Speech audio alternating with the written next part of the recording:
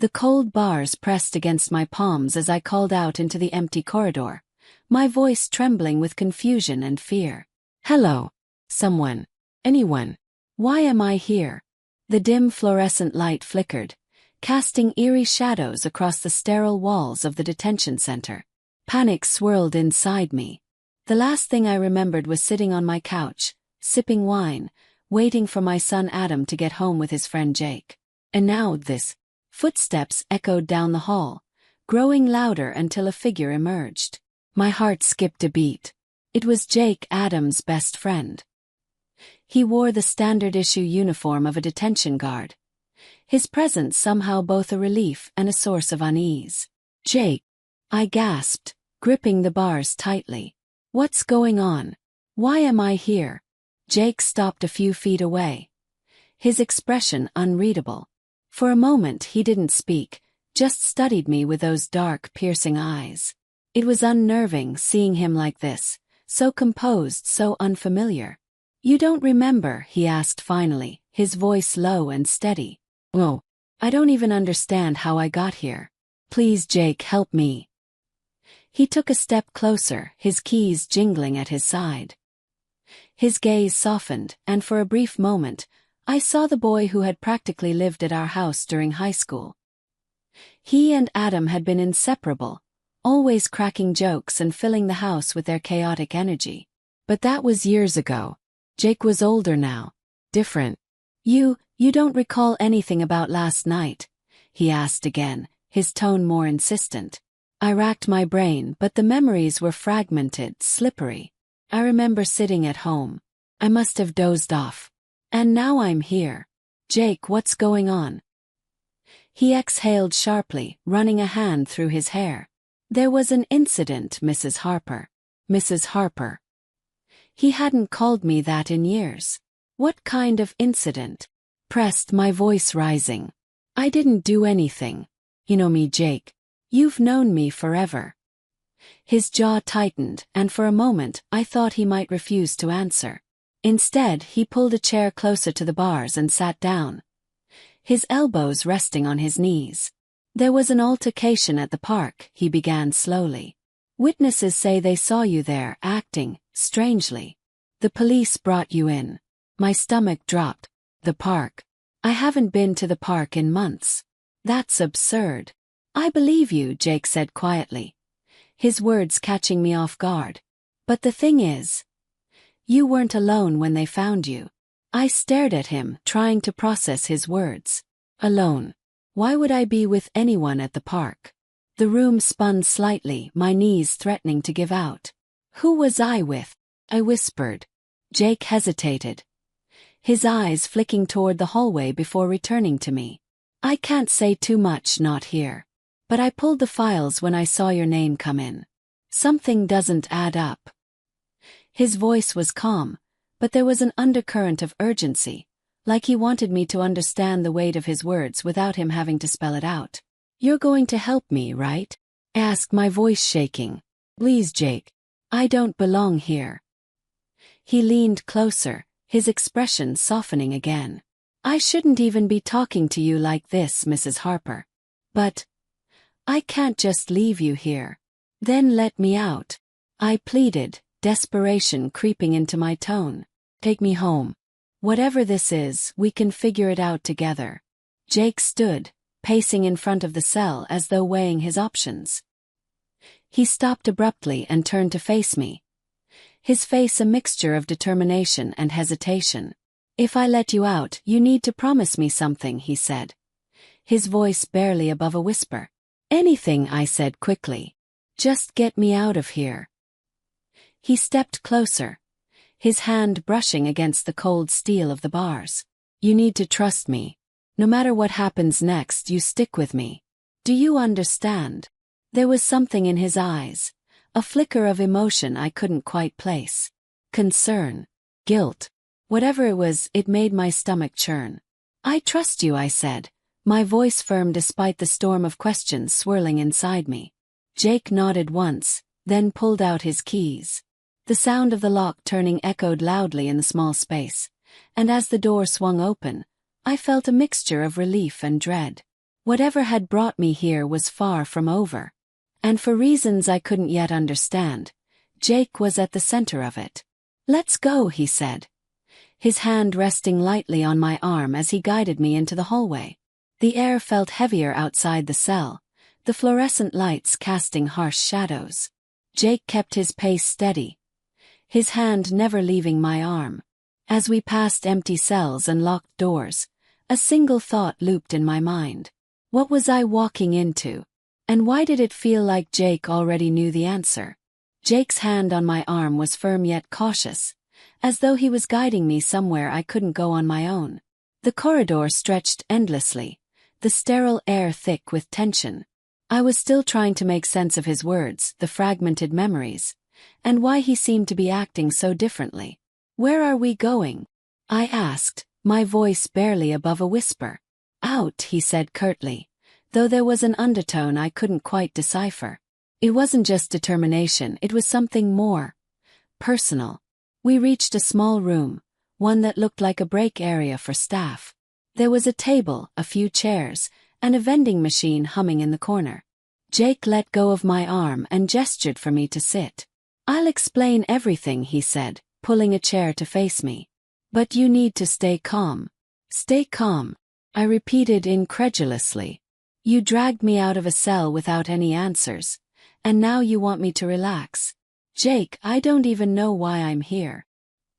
He exhaled, rubbing the back of his neck as though he was grappling with something. Finally, he leaned forward, his elbows on his knees, his eyes locking onto mine with an intensity that made my heart pound. "You don't remember anything from last night?" he asked again, his tone quieter this time. "No," I said, shaking my head. "Told you, Jake. Nothing." He nodded slowly, as though trying to process my response. "The thing is, this isn't just a misunderstanding, Mrs. Harper. The police think you were involved in something serious. But I don't believe it. I know you." His words were meant to reassure me, but there was something in his expression that made me uneasy. It wasn't just concern, it was possessive almost. "I'm grateful you're helping me," I said cautiously. "But why do you keep saying things like that?" "I know you." "What does that mean, Jake? And why are you the one pulling me out instead of, well, anyone else?" Jake leaned back, folding his arms across his chest, his lips pressed into a thin line. "Because no one else here cares about you the way I do." The room fell silent. His words hung in the air, heavy and confusing. "What?" I asked, my voice barely above a whisper. Jake stood abruptly, pacing the small room. "I mean, think about it," he said, his voice rising slightly. "Adam's off living his own life. He hardly ever checks in with you anymore. Doesn't even appreciate everything you've done for him. But I've been here. I've always been here." "Jake," I started, trying to keep my voice steady, "you're Adam's friend. You've always been welcome in our home, but this isn't." "It is," he interrupted, turning to face me. His expression was a mixture of frustration and desperation. "You just don't see it yet." I stood, the chair scraping against the linoleum. "Jake, this is ridiculous. I need to get out of here. Whatever you're feeling, whatever you think this is, it's not." "It is," he snapped, taking a step closer. "I've seen the way you look at me when you think no one's watching. You trust me more than anyone else, don't you?" My heart pounded in my chest. "Jake, please. I'm grateful for your help, but you're crossing a line." He stepped even closer, his eyes locked onto mine. "Do you want me to help you or not?" he asked, his voice low. "Of course I do," I said, my throat tightening. "But this—" "Then give me something," he interrupted, his voice softening as he leaned in slightly. "One thing. Just one. Yes." The words hit me like a punch to the stomach. I froze, my breath catching in my throat. "What?" I stammered. "A kiss," he repeated, his tone almost gentle now. "Just one. And I'll make this go away. I'll get you out of here. I'll protect you." I stared at him, disbelief coursing through me. "You can't be serious." He stepped even closer, his hand brushing mine. Do you know how long I've waited for this moment? To show you how much you mean to me. Please, Mrs. Harper. Just one kiss.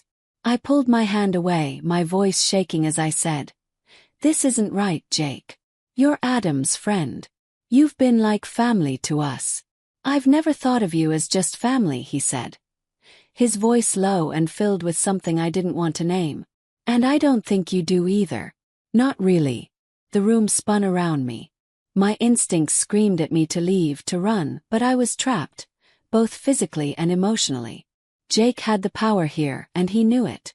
"I need to think," I said, taking a step back, my voice trembling. Jake tilted his head, his expression unreadable. "You don't have much time to think, Mrs. Harper. They'll be back soon, and if I haven't processed your release by then, well, I can't promise what will happen next." I stared at him, my mind racing. He was serious. He was actually serious. "Jake," I said, my voice shaking, "this isn't you. This isn't who you are." He smiled faintly, a sad sort of smile. "You don't know who I am." "Not really." And with that, the room seemed to grow colder. I realized, with a sinking feeling, that Jake wasn't going to let this go. Jake's words lingered in the air, the weight of them pressing down on me as I tried to process the impossible situation I was in. He stood just a step away, his eyes filled with a mixture of longing and something more intense, something that made my stomach twist with nervous energy. He was waiting for me to decide. Every instinct in me screamed that this was wrong, that I should push past him and find another way out of this nightmare. But the cold reality was clear. Jake held the key to my freedom, literally and figuratively. And despite my better judgment, part of me knew that refusing him might make things worse. I swallowed hard, my voice barely above a whisper. "If I do this, you'll let me go. You'll make all of this go away." His expression softened, the tension in his shoulders easing slightly. "Promise. You'll be free, and I'll take care of everything. No one will bother you again." I hesitated, my heart pounding in my chest. This wasn't just about getting out of the detention center. Jake's request carried a weight I wasn't prepared for, a confession of feelings I never suspected, or wanted to know, he harbored. My voice wavered as I said, "Jake, this isn't right."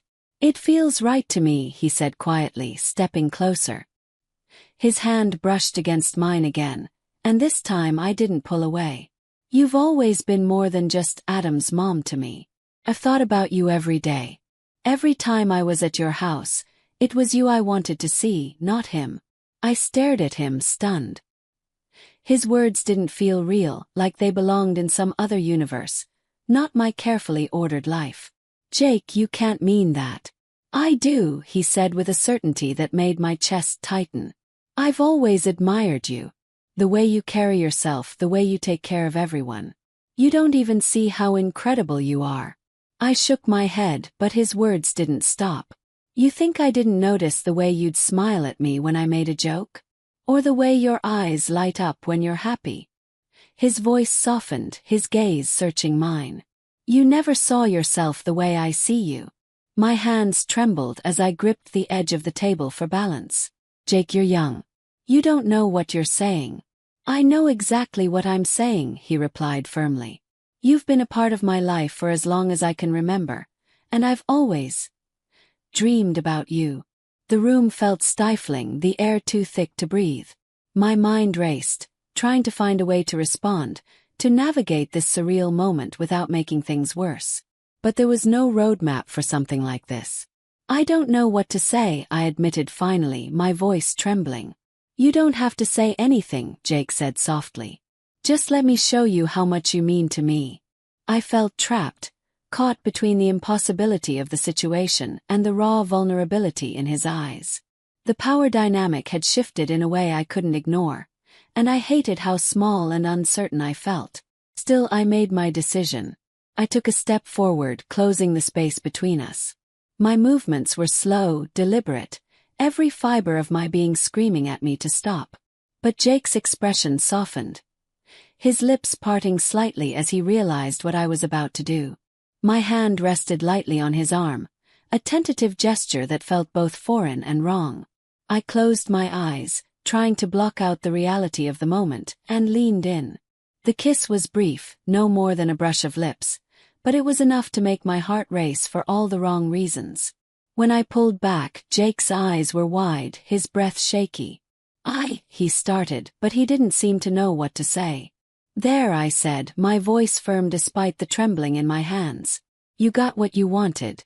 Now let me go. Jake blinked, as though he hadn't expected me to follow through. Then a small, almost shy smile tugged at the corners of his mouth. I didn't think you'd actually do it. I crossed my arms, trying to regain some semblance of control. You said you'd help me. Now keep your promise. He nodded, a look of guilt flashing across his face. I will. I'm sorry if I made you uncomfortable. I've wanted to say that to you for so long. His words hung heavy in the air. Part of me wanted to yell, to demand why he had put me in this position. But another part, the part that didn't want to escalate things, remained silent. Jake moved to the door, his shoulders tense. I'll take care of the paperwork, he said quietly. You'll be free to go in an hour. Relief flooded through me, but it was laced with unease. As Jake walked away, I leaned against the table, my head spinning. The kiss had been meaningless to me, a transaction to secure my freedom. But to Jake, it clearly meant something more, something I wasn't ready to confront. Alone in the room, I realized that getting out of here was only the first step. Whatever had happened last night, and whatever this was between Jake and me, was far from over. The car ride home was silent at first, save for the soft hum of the engine and the occasional sound of tires against the wet pavement. Jake insisted on driving me personally, brushing off my attempts to decline with a firm, "It's the least I can do." He didn't explain further, and I didn't have the energy to argue. I sat stiffly in the passenger seat, staring out the window as the city lights blurred past. My mind raced, replaying everything that had happened at the detention center. The cell, Jake's confession, and the kiss I had reluctantly given him. A knot tightened in my chest every time I thought about it, a mixture of guilt, confusion, and something else I couldn't quite name. You've been quiet, Jake said finally, breaking the silence. His voice was gentle, almost hesitant, as though he didn't want to startle me. I turned to look at him, unsure how to respond. It's been a strange night, I said simply. He nodded, his hands steady on the wheel. I can imagine. I didn't mean to make things harder for you, you know. I frowned, folding my arms across my chest. You did, Jake. You put me in an impossible position. He glanced at me, his expression softening. No. I shouldn't have asked you for that. It wasn't fair. He sighed, his gaze shifting back to the road. I just couldn't let you leave without telling you how I felt. I've been holding it in for years. The car seemed to shrink around us, the air heavy with the weight of his words. Years. The thought made my stomach twist. How had I missed it? And worse, why did part of me feel something stir at the idea? I didn't mean to upset you, Jake continued, his voice quieter now. You've always been so amazing to me. More than you realize. Jake, I started, but he cut me off. Just let me say this, okay? You've always been kind, strong, and so much more than I ever deserved to be around. I'd sit in your kitchen with Adam, and all I could think about was how incredible you were. His words made my chest tighten. I didn't want to hear this. Not from him. Not now. But as I turned back to the window, trying to block out his voice, a memory surfaced. A younger Jake sitting at our dining table, his boyish grin lighting up the room as he joked with Adam. I had noticed him back then, hadn't I? How tall he'd gotten, how his easy laughter seemed to fill the house. I dismissed it as nothing more than a passing observation, but now I wasn't so sure. I used to look at you too, I admitted softly, almost to myself. Jake glanced at me sharply, his eyes widening slightly. You did. I nodded, my face flushing. Not like that, I added quickly. But you were always around and you had this energy about you. It was hard not to notice. A faint smile tugged at his lips, and he turned back to the road. I knew it. I could feel it sometimes. I shook my head, exhaling shakily. That doesn't mean it was anything, Jake. You were Adam's best friend. That's all. But it wasn't all, he said gently. Not for me. The sincerity in his voice unsettled me, stirring emotions I wasn't ready to confront. I couldn't deny that Jake had always been charming, always carried himself with a confidence that made people gravitate toward him. But I'd never allowed myself to think of him as anything more than my son's friend. And yet, sitting here now, with his words hanging between us and the tension thick in the air, I couldn't deny the strange flutter in my chest. It wasn't excitement exactly. It was something far more complicated. A mix of flattery, confusion, and an unease I couldn't shake. As we approached my neighborhood, Jake slowed the car, glancing at me again. You're so quiet, he said softly. What are you thinking? I don't know, I admitted honestly. I'm trying to make sense of everything. This whole night feels surreal. He nodded, his expression understanding. Get that.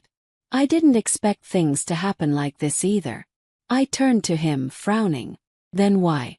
Why say anything at all, Jake? You could have kept this to yourself. It would have been easier for both of us. Because I couldn't keep pretending, he said simply. Every time I saw you, it got harder to act like I didn't feel this way.